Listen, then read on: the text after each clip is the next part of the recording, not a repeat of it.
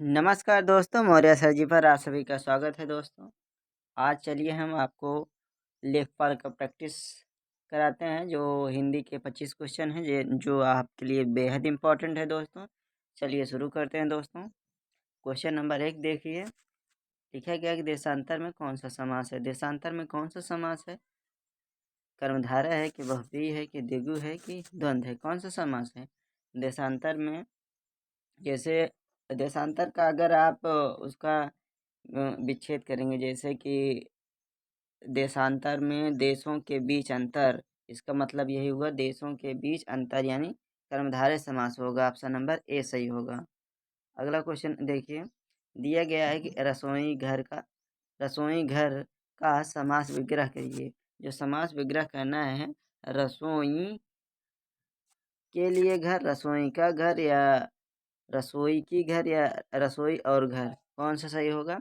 इसका अगर समास विग्रह आप करेंगे तो रसोई के लिए घर होता है, इसलिए ऑप्शन नंबर ए सही है।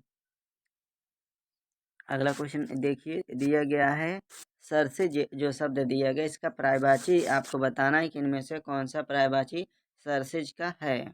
कौन सा है? नलिन है कि नौकर है कि आदेश है कि दृघ है? इनमें से कौन सा पर्यायवाची है? क्योंकि दोस्तों सरसिज का पर्यायवाची नलिन होता है, और जो नौकर का पर्यायवाची होता है दास होता है, अनुचर होता है, भृत्य होता है। वहीं दृघ की पर्यायवाची होती है दोस्तों अच्छी होती है, नयन होती है, आँख होती है। आप समझ गए होंगे। अगला क्वेश्चन देखिए, क्वेश्चन नंबर 4 है, शशांक का पर्यायवाची आपको बताना है। जो शशांक शब्द है वह किसका पर्यायवाची है?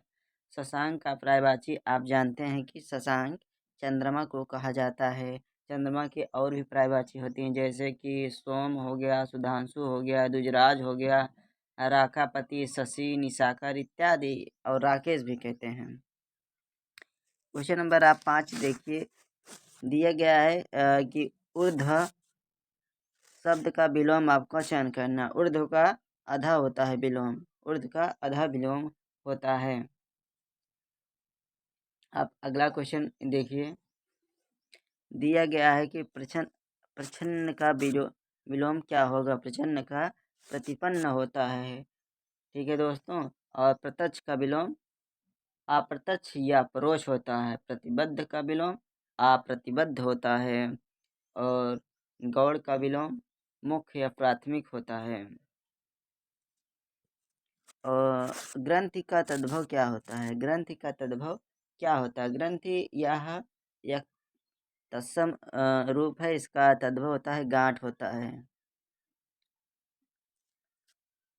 अगला क्वेश्चन देखिए, निम्नलिखित शब्दों में से एक तद्भव शब्द है।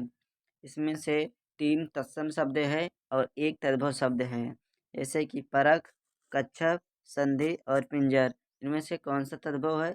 जो परख शब्द है इसका तत्सम होता है, इसका तत्सम होता है परीक्षा। और जैसे कछुआ का कच्छप होता है, सेंध का संधि होता है, और पिंजरा का पिंजर होता है। और बधूर का आपको संधि विच्छेद बताना है कि बधूर में कौन सा सही संधि विच्छेद किया गया है। बधूदन उर्मी होता है, इसलिए ऑप्शन नंबर बी सही हो जाएगा। अगला क्वेश्चन दिया गया है, उद्योग में कौन सा संधि है? इसका सही संधि विच्छेद कौन सा होगा? उत धन योग होता है दोस्तों, यह व्यंजन संधि है। अगला क्वेश्चन, वह स्त्री जिसका पति दूसरा विवाह कर ले उसे क्या कहते हैं? उसे अध्यूढ़ा कहते हैं। क्या कहते हैं? अध्यूढ़ा या अध्यूढ़ा कहते हैं। परित्यक्ता मतलब आप समझ सकते हैं जिसका पति छोड़ दिया गया हो, और खंडिता का मतलब होता है जिसका पति किसी दूसरे औरत के साथ रहकर सुबह आता है, उसे कहते हैं। अगला क्वेश्चन, पैसे से मनुष्य के जीवन जीने की इच्छा बलवती होती है। रेखांकित वाक्य में के लिए एक शब्द है, यानी जीवन जीने की इच्छा के लिए जिजीविषा का प्रयोग किया जाता है, इसलिए ऑप्शन नंबर ए सही हो जाएगा। अंडे का शहजादा का अर्थ क्या होता है? अंडे का शहजादे का अर्थ होता है अनुभवहीन व्यक्ति होता है, ना कि अनुभवी व्यक्ति। अनुभवहीन व्यक्ति, इसलिए ऑप्शन नंबर डी सही हो जाएगा। नेक्स्ट क्वेश्चन, छक्का पंजा करना। छक्का पंजा करना का अर्थ है ओछी हरकत से कार्य सिद्ध करना। ऑप्शन नंबर बी सही हो जाएगा। हाँ दोस्तों, अगला क्वेश्चन देखिए, क्वेश्चन नंबर 15 है। आपको बताना है कि इनमें से कौन सा वाक्य अशुद्ध है। श्रीमती गांधी भारत की प्रधानमंत्री थी, यह वाक्य सही है। मेरे ऊपर कृपा करो, इसको चेक करते हैं। मेरे घर के सामने पाठशाला है, ये भी सही है। वहाँ भारी भीड़ थी, ये भी सही है। मेरे ऊपर कृपा करें, यह गलत है। मुझ पर कृपा करें, मुझ पर होना चाहिए, मुझ पर कृपा करें। ठीक है, इसलिए ऑप्शन नंबर बी सही हो जाएगा। कौन सा सही हो जाएगा? ऑप्शन नंबर बी, मुझ पर कृपा करें। अगला क्वेश्चन आपको बताना है कि कौन सा अशुद्ध है। यही आपको बताना है कि इनमें से कौन सा अशुद्ध है। आपको अशुद्ध का चयन करना है। निम्न वाक्यों में से एक वाक्य व्याकरण की दृष्टि से अशुद्ध है। आपको पहचाना है कि कौन सा अशुद्ध है। इसमें लिखा गया है कि शुष्क इलाकों में पानी की आपूर्ति के लिए बारिश या बर्फबारी की बढ़ाई जा सकती है, या सही है। युद्ध के समय गीता को लिखना कृष्ण के ही बस की बात थी, ये भी सही है। स्वयं वह भी अपनी बीमारी को लेकर दुखी थी, लेकर नहीं, कारण दुखी थी। मतलब स्वयं वो भी अपनी बीमारी के कारण दुखी थे, इसलिए ऑप्शन नंबर सी गलत हो जाएगा। यही ऑप्शन सही हो जाएगा, ऑप्शन नंबर सी, क्योंकि यही अशुद्ध है। अगला क्वेश्चन, आपको बताना है कि निम्नलिखित में से पुल्लिंग शब्द कौन सा है। पुल्लिंग, आकारांत शब्द लगभग पुल्लिंग स्त्रीलिंग होते हैं, लेकिन मजा ऐसा शब्द है जो कि पुल्लिंग है, बाकी सभी स्त्रीलिंग है। जैसे आपको सजा कितने वर्ष को मिली, कितने वर्ष की सजा मिली, यानी यह स्त्रीलिंग शब्द है। रजा भी वैसे है, कजा भी है, लेकिन मजा आ गया, या सुन के मजा आ गया, इसलिए पुल्लिंग शब्द है।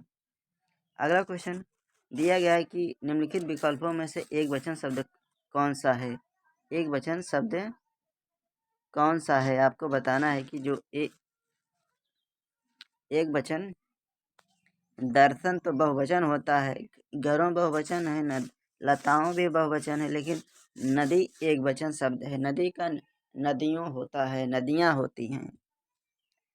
अगला क्वेश्चन, कानों सुनी बात पर यकीन मत करो, रेखांकित में से कौन सा कार्य है। कानों से सुनी, यानी से का यहाँ बीच में प्रयोग होता है। कान से सुनी, यानी से का प्रयोग, मतलब यहाँ करण कारक होगा। ऑप्शन नंबर सी सही हो जाएगा। अगला क्वेश्चन, एक वर्तनी शुद्ध है, आपको बताना है कि आविष्कार यही शुद्ध लग रहा है, यही शुद्ध भी है, क्योंकि इसमें देवार से लिखा गया है, देवर से होता है, इसमें आ का मात्रा नहीं है, जा माता होगा, इसमें विसर्ग का प्रयोग नहीं हुआ है, इसलिए ऑप्शन नंबर ए सही हो जाएगा, आविष्कार। अगला क्वेश्चन, क्वेश्चन नंबर 21, दिए गए विकल्प में से एक शुद्ध का चयन करना है। सन्यासी इसमें शुद्ध लिखा गया है, बाकी कोई शुद्ध नहीं होगा, क्योंकि आप सोच रहे हैं कि परिषद क्यों नहीं सही है। परिषद में आप दा पे हलंत रहता है दोस्तों, इसलिए परिषद शब्द गलत है, दा पे हलंत लगा रहता है।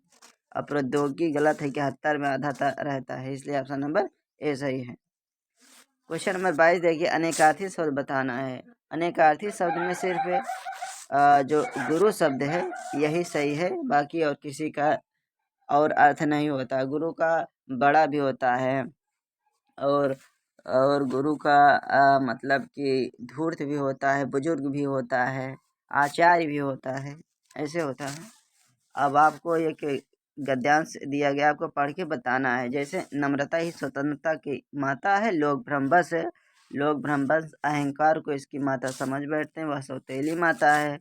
जो अब स्वतंत्रता की माता कौन है? स्वतंत्रता की माता नम्रता है, इसलिए ऑप्शन नंबर बी सही हो जाएगा। स्वतंत्रता की सौतेली माता कौन है?